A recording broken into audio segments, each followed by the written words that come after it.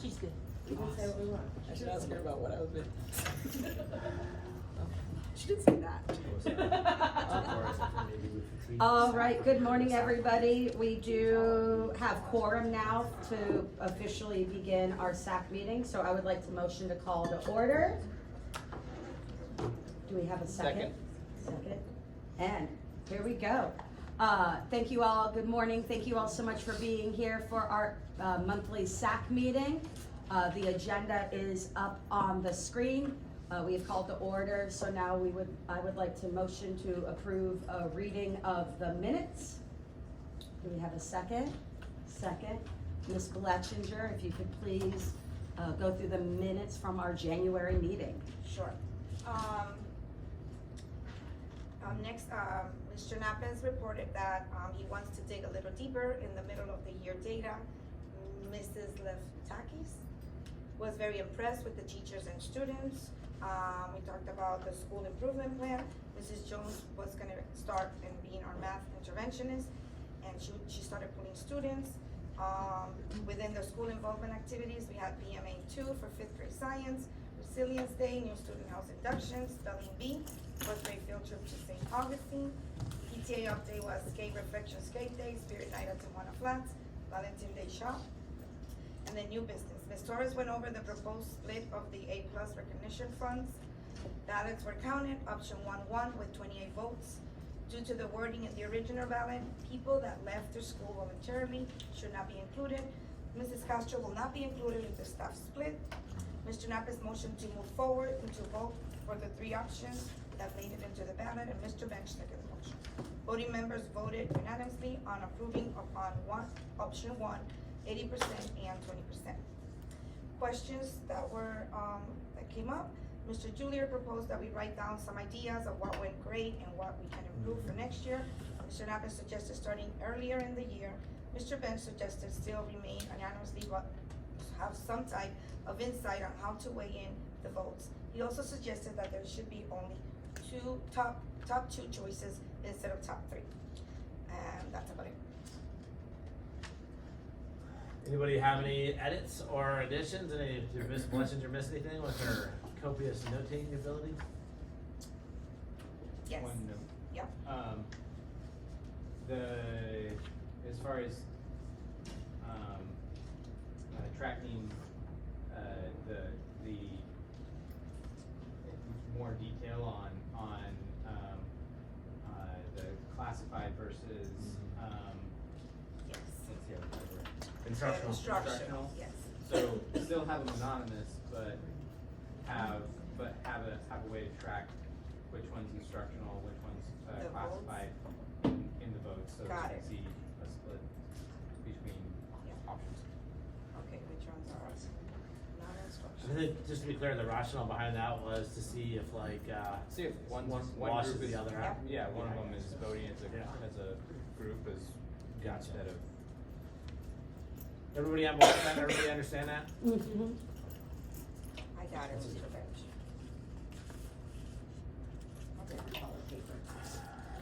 So continuing along in our agenda, Mr. Nappens does have the principal update, which does include the middle of the year data that Ms. Bletchinger was speaking about.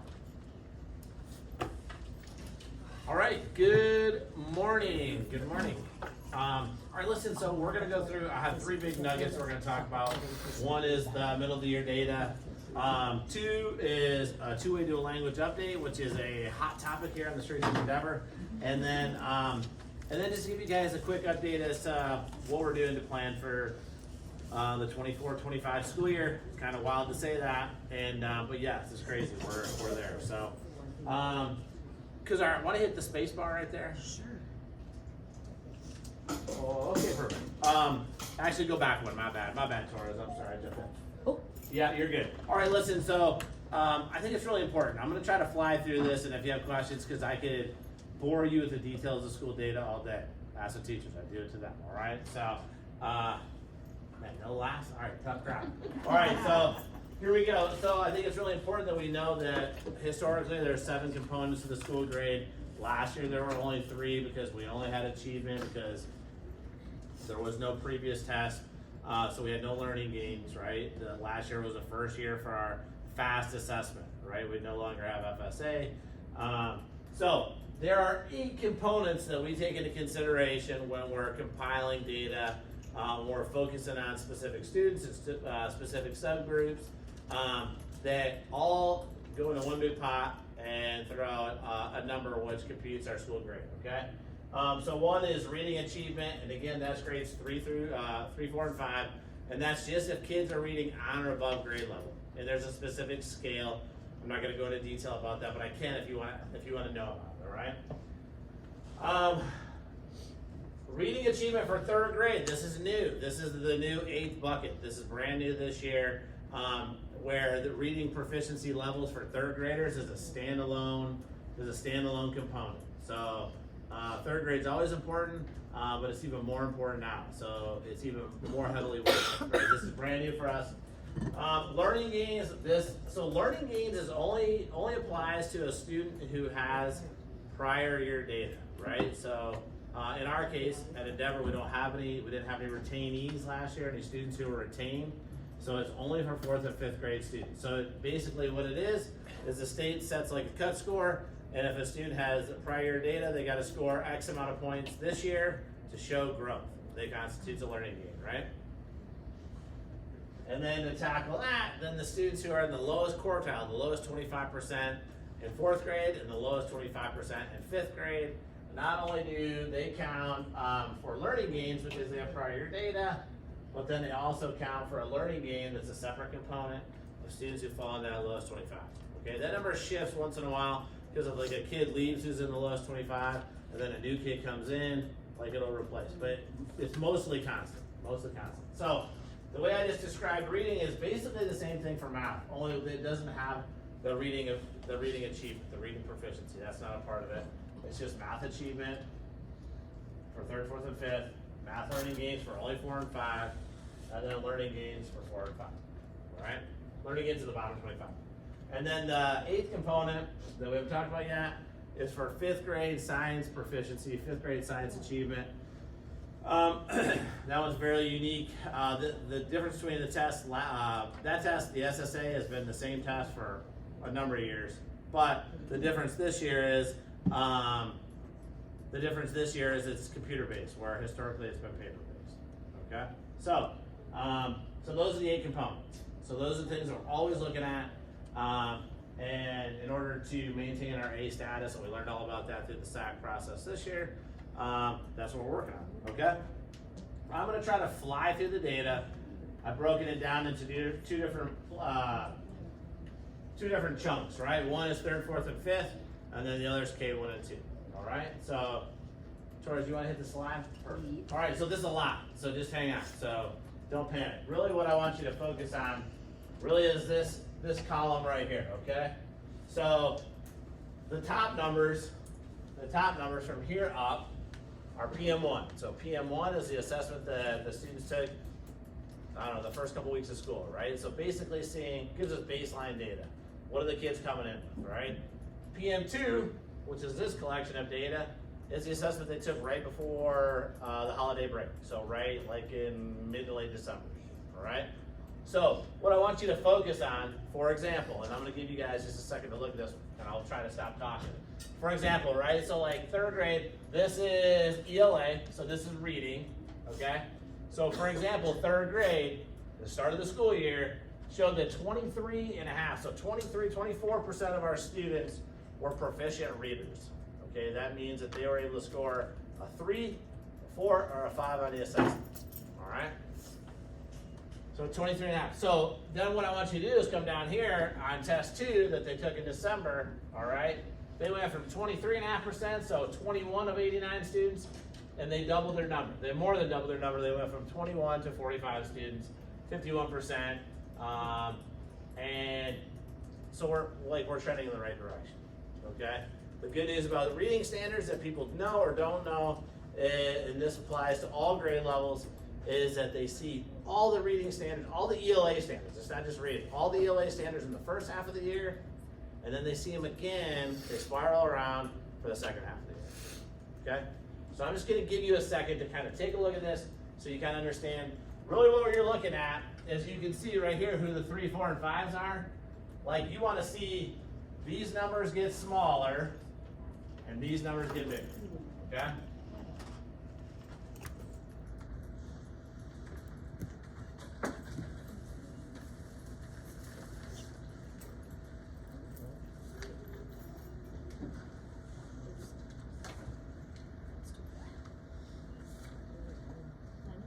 Anybody want to share anything that jumps out at them?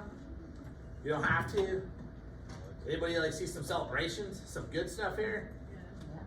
Does look like Yeah, that's right. So we are moving in the right direction. I mean, if you look at at the end of the day, like our reading achievement is going to be these 3 grade levels combined, right? We add them all up and then we divide them by 3. Okay. So taking into consideration that our students are moving, right? Like the level of 1s have decreased. Like for example, and we use 4th grade this time, or I'm sorry, right here, 5th grade, it went from 32.5%, or level 1s down to 15%, right? So that number is getting smaller. We're moving across the board. So, I have a question. Yeah. So, are each of these grades, the overall proficiency is at grade level, right? Correct. So that's a good question. So proficiency is on or above grade level, right? And the state sets that mark. So we know that on FSA, I'm not FSA. Woo, can't believe I said that. On FAST, that it's a 5-point scale, right? So a level 1 is 2 years below, technically. A level 2 would be a year below, and if you're a 3, 4, or 5, you're on or above grade level. Okay? Did that answer your question? Yeah. Yeah. This is surprising. I've heard rumors about grade 4, but this is showing that they're actually. Man, I love it. I love that you said that, right? Like the data doesn't lie, right? And Mr. Bench just said that he had heard maybe some concerns about grade 4. Listen, we have room for growth all across the school, right? There are areas that we're really strong in, and there's areas that we can still continue to grow in. So, yeah, the data doesn't lie. All right, so this is a snapshot.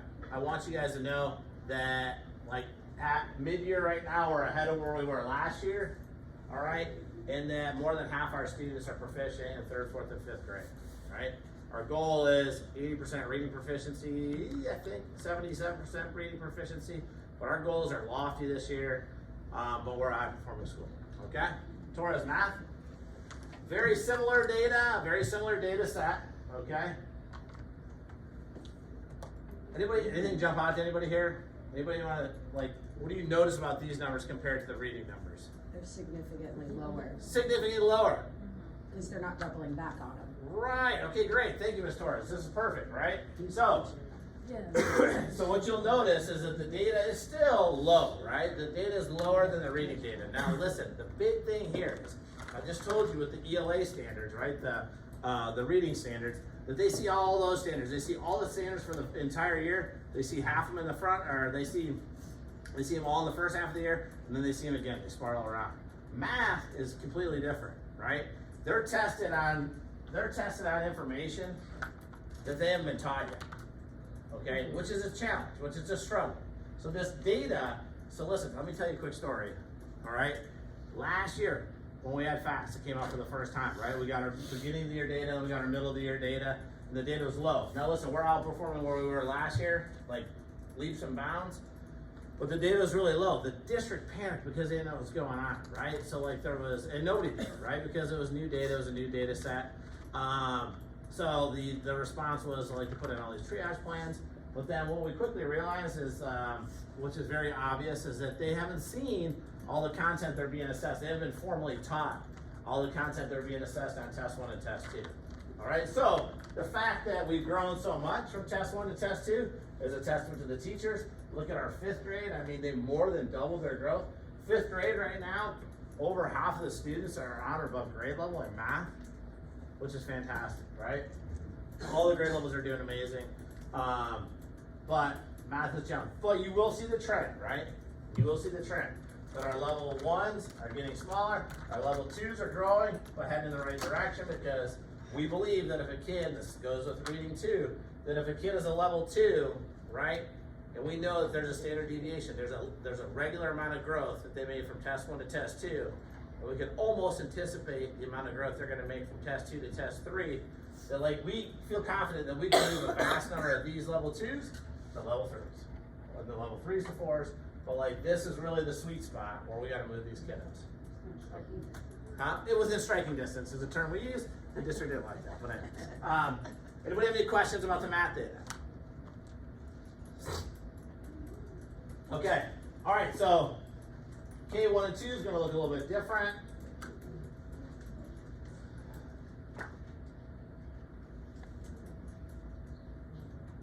So you'll see at the very top, I guess these aren't really columns, but at the top of each cluster, you see the total number of students, right? It's the same data, but just in a different format, right? So for example, right here in first grade, reading, you'll see that on test 1, they had 49% of their students who are reading on or above grade level. The term is on or above grade level. And so it was 49 of the 92 students. Yeah. And then here you see that they moved 6 of those kids and now they're at 60%. That's how the math works. Okay? All right, so any of these kids who are not like that you don't see here, right? Like, and even on the 3 through 5 data, I just want to make sure you guys understand is that like we just haven't cast those students aside, right? That those students receive intensive intervention. So like all the instruction they see on a day-to-day basis, right? From the classroom teachers, it's tier 1 instruction, right? If a student struggles, the classroom teachers do a fantastic job of using tier 2 interventions. They implement tier 2 interventions. Sometimes they're scripted interventions, or sometimes they're just like standards reteach. They're just reteaching the content, right? And then in certain cases, the student needs more support, they go to a tier 3 support, tier 3 intervention, right? So for example, they would still receive their tier 2 reading intervention, but then like for a reading support, Ms. Bletchinger, our amazing secretary here,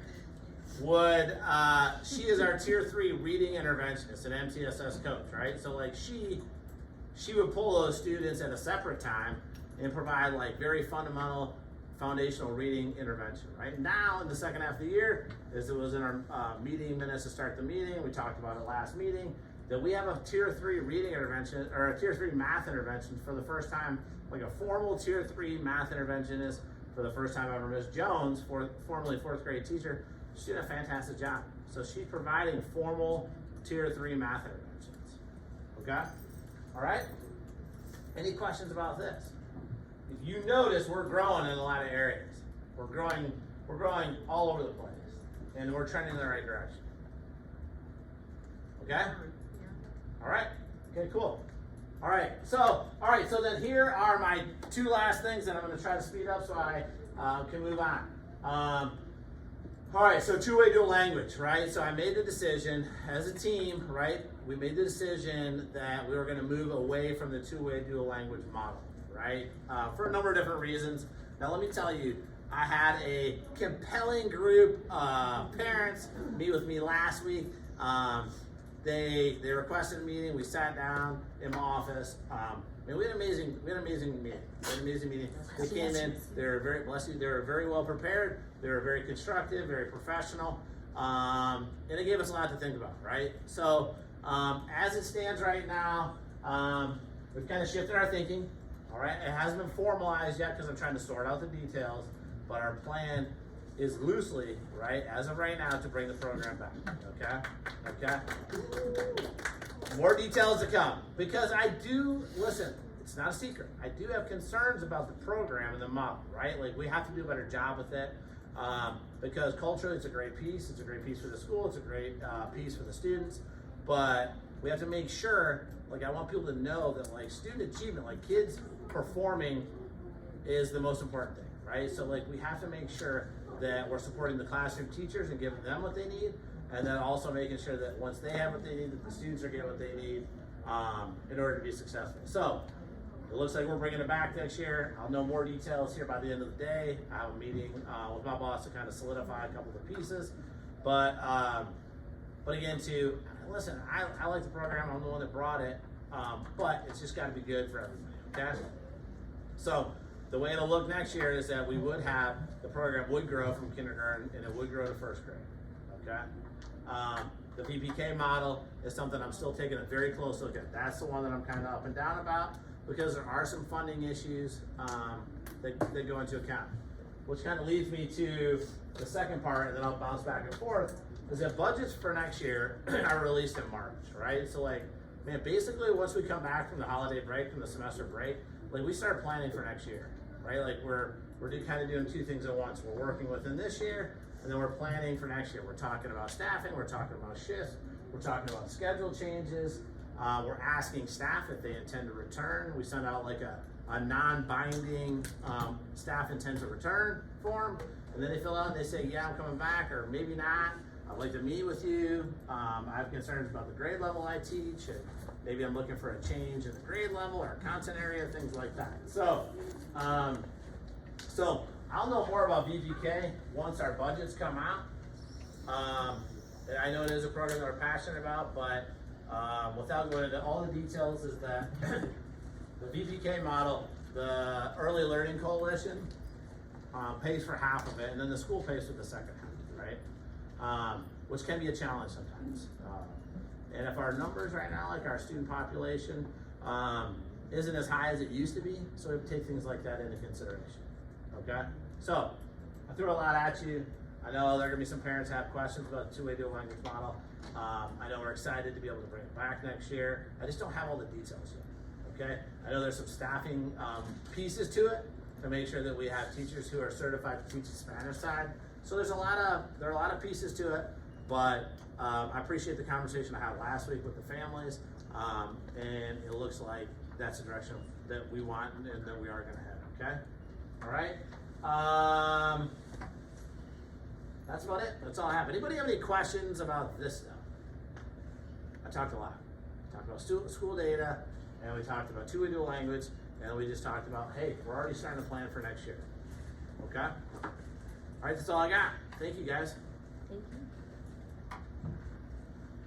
Continuing along in our agenda, when you all came in, you received 3 pieces of paper. The first one was it's the second smallest of it, was the list of books that Ms. Cahill is looking to purchase for online books, which would be for all students at Endeavor because it would be accessible through the online app Sora. 25% of her budget is spent on online books, so that's why she has that list for you all.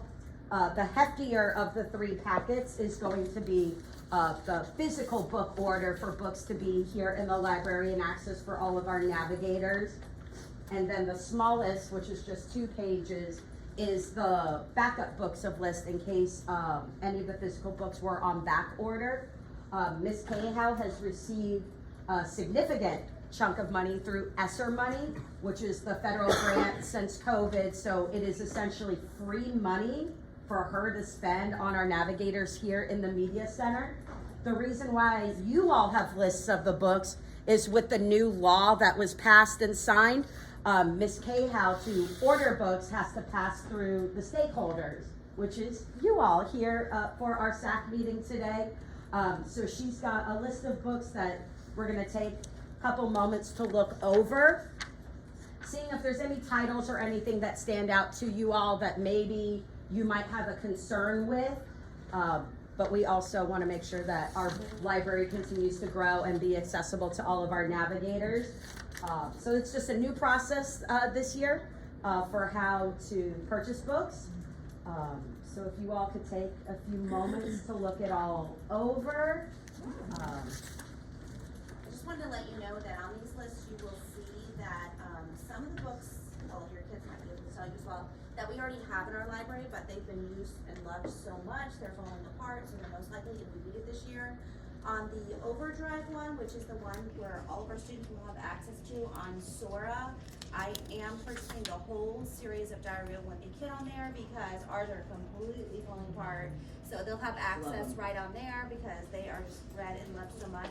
The Sora app is a really fantastic thing that the county has already got books on there, and some of our kids are utilizing it.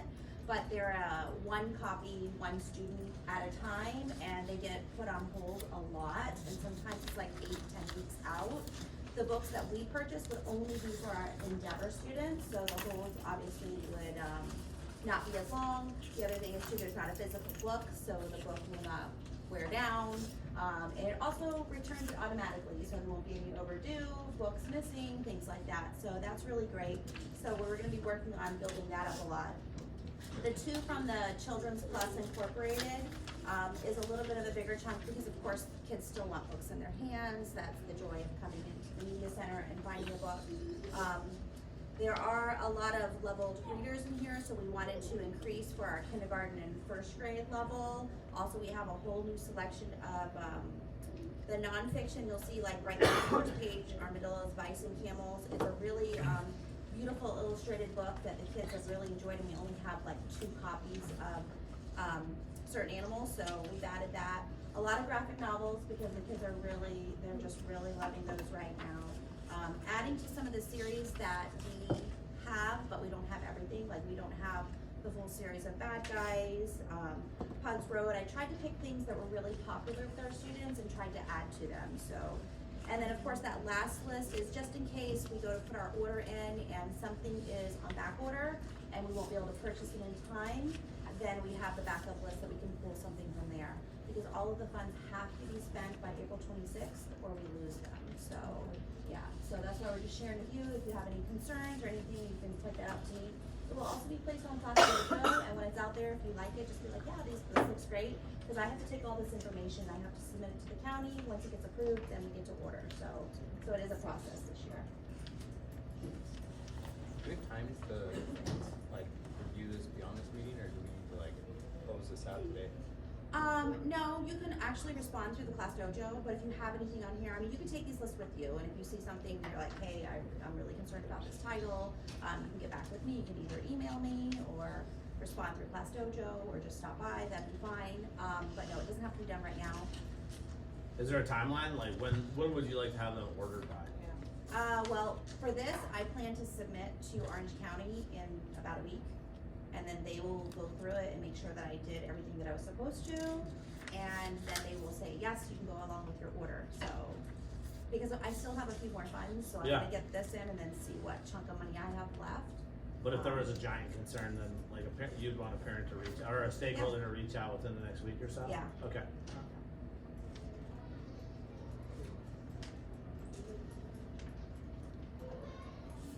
Thank you, Ms. Gaya. You're very welcome. Thank you. Thank you. Out of curiosity, Gaya. Oh, I'm sorry.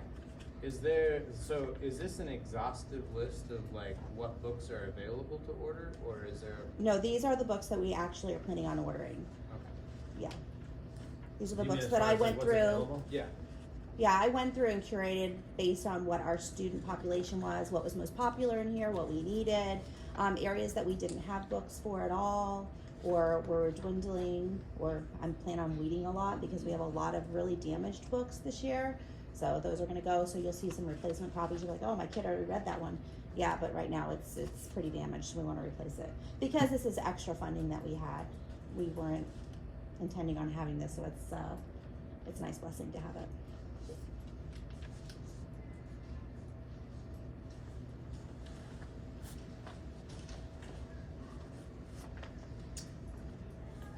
So what we're gonna do is Ms. Cahow is gonna be able to post this list online. So if there are any concerns, we will just make sure it's dictated in the notes that we will have 1 week from today. Yeah, about a week. We'll do Yeah. 1 week from today, so if there's, please take these lists home, look over them, and then you would be able to message Ms. Cahow online if there are any concerns. Otherwise, she would move forward. Yes. All right. Yes, and you can also email me as well, joy.cahow@ocps.net. Thank you, Ms. Cahow. Thank you. Continuing along, this is just an update on our school improvement plan. So as you saw from the data, there was a team captain meeting yesterday where it was once again reinforce that a big focus for the year is on small group instruction. As you heard, Ms. Jones is, doing a true tier 3 pullout of students with math, getting those focused concerns addressed so that students can become more proficient. So small group is not only happening, with small group pullout, it is also happening daily inside the classroom during the scheduled FBS time. So that is continuing to occur, and as you all can see, the data is showing that we are working towards our goal. Along with professional learning communities, continuing to meet weekly with staff. This is just a list of the PLCs that were scheduled for the month of February, with the final data PLC taking place on Friday, summarizing the month's growth of what our coaches and teachers have been seeing. We had a very busy month of February with the community involvement in school-wide events. We got to celebrate Miss Blair for an entire week for National School Counselor Week, and she's not here, she's over at duty, but we were able to showcase our love for Miss Blair throughout the entire week. We wore red on February 9th for Heart Health. We had the 2nd annual Soup or Bowl, where yes, the Kansas City Chiefs did win the Super Bowl, but here at Endeavor, the 49ers won during our annual Super Bowl. We continued to celebrate our navigators at the Q2 awards during lunch. The kindergarten team, along with Ms. Zupa and staff, led the kindergarten roundup as we are starting enrollment for our kindergarteners for the 2024-2025 school year. Last week was the annual all-county concert where 7 of our navigators were featured, a part of this honors event, one of which in the room, Cedric Ramon Garcia, one of our 4th graders who participated in the all-county choir, along with Lydia Salopek, Valentina Valero, and Olivia Hill in the choir, with Drya Marmastone and Gay Jaroka in the recorder ensemble, and Andres Rivera in the Orff ensemble. So they got to showcase their talents last Thursday. Along with last Thursday was the 5th grade oration contest, which we did have our 5th grader Mauricio Colon win this year. Yeah. So we're very excited for him.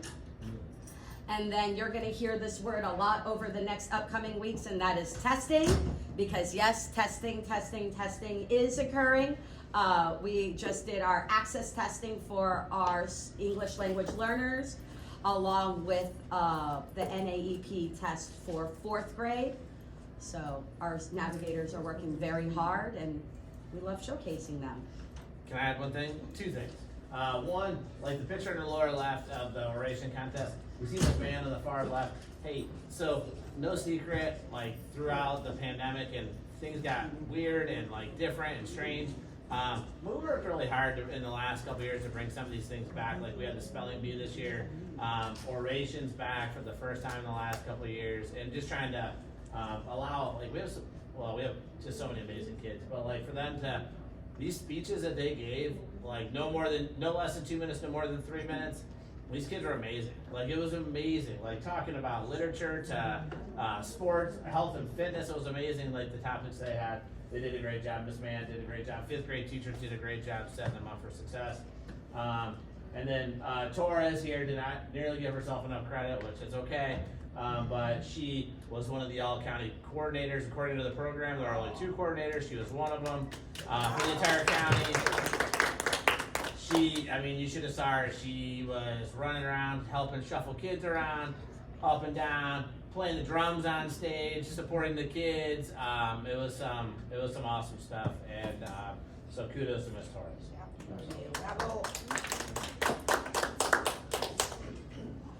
Little update from PTA. I know at our last SAC meeting, it was the same night as the Tijuana Flat Spirit Night, which we had a great turnout, as you can see in the pictures. Not just staff, but a lot of families coming and spending some great time together.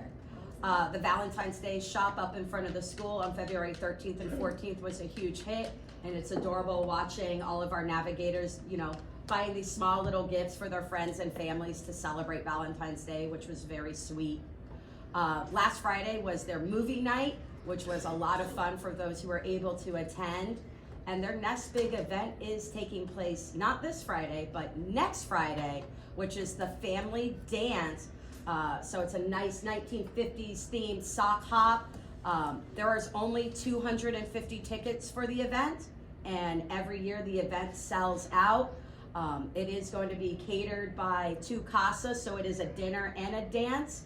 So please make sure you are checking on Dojo, purchasing tickets, just to make sure that it is for everybody. It is not just a father-daughter dance. It is for the whole school.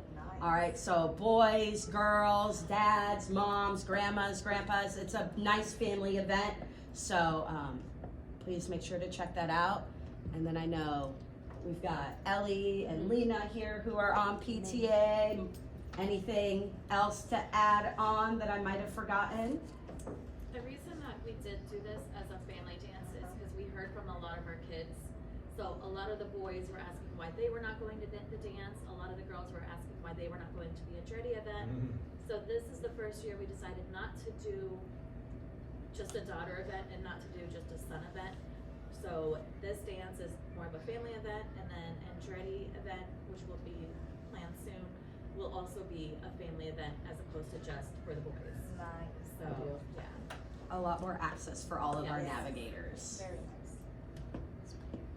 nice. What's next? We've got a busy couple of weeks coming up as we approach spring break from the multilingual Parent Leadership Council. This Parent Academic Success Night is actually going to be rescheduled, so please pardon that. They are working on that for the month of April. But what we do have should be getting delivered today, the book fair. So the book fair is going to be accessible to all of our navigators. And Ms. Cahow is working very hard to make sure that there is a night that families could come in where it would be open late so families can come in together. Spring Picture Day is coming up. This is where if you would like your navigator to have an individual photo, please make sure you would be paying and purchasing them. But everybody is getting together for their class picture that day. So pictures will be taken that day. So not just individuals, but also group photos as well, which is also the same day as the first grade friendship concert at 6:00 p.m. in the cafeteria. A lot of you have seen on Class Dojo, Coach Brands has posted links for additions, for volunteers for Field Day taking place on Pi Day, 3.14. So we're really excited for our navigators to have a fun-filled day outside. And if the weather is anything like it's been this past week, we're super excited because it has been beautiful out, with the 14th also being House Lunch Day, as it is the final day of the third 9 weeks because there is no school on Friday, March 15th for students. I'm going to say that again, for students, Friday, March 15th, there is no school, with the school being closed for spring break, March 18th through the 22nd.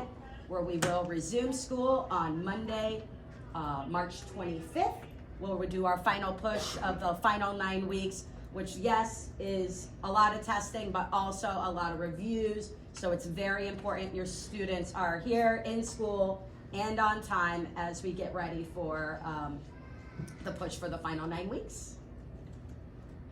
And at this point, this is our reserved time as an open forum to field any questions or concerns from community stakeholders, which is all of you, for being here today. Do we have any questions, comments?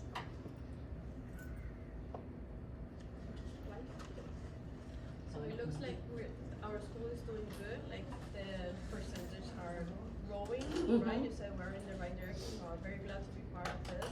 Also, I'm very excited for the renovation, right, that started this year. Renovation's supposed to start in June. And well, if the dual language program is into those numbers, that also means that we are in the right path, as you said. So I think it's a great opportunity that you brought to us. I have a 4th grader and I have a kindergarten, and soon I'll have another kindergarten. So, I mean, that's a very big opportunity to bring to our kids and to our families. And into the country too, because we are a really diverse community. And I feel like some of the reason that I hear, because I couldn't be here like last meeting at 9, it was too late for me. They were expected, like we knew like the well, we have to pay for VPK. We knew that we have to certify certain teachers. We knew that our students might be like lower in some subjects. So I think that that's something that we can work on, and I'm very glad that you're thinking about it.